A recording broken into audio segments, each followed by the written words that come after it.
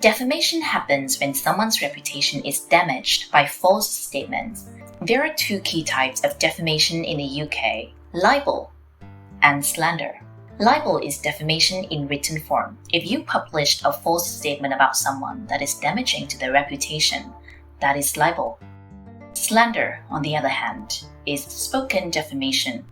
For example, if you say something false about someone in a broadcast or an interview, and it harms their reputation, that would typically fall under slander. The key laws that govern defamation is the Defamation Act 2013. The purpose of this law is to balance the rights of freedom of expression with protecting reputations. Make no mistake, you cannot just sue someone for publishing something that you don't like. Specific conditions must be met before you can file a complaint.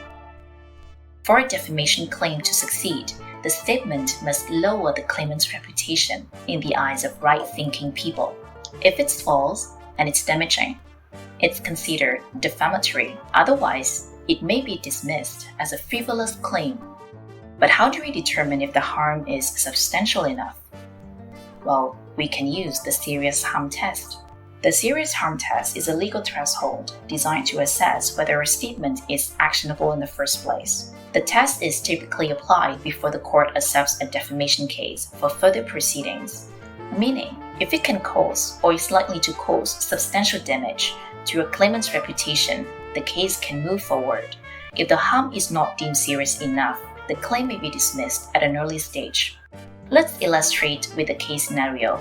Mr. Chan, a well-known chef and the owner of a Vietnamese restaurant in London, claims that a news article published by a local newspaper falsely stated that his restaurant was involved in a food poisoning scandal. He believes that this has damaged his reputation and caused a significant loss of customers. To determine if Mr. Chan's defamation claim is actionable, the court will apply the serious harm test. The first question is the statement false? Because if the statement is true, it is not defamatory.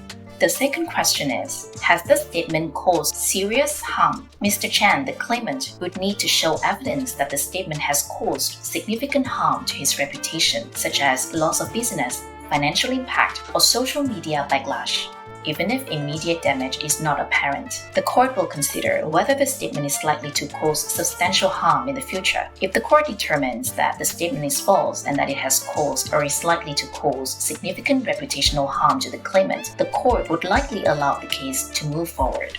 If the harm is considered minor, the court might dismiss the claim as insufficient to meet the serious harm test.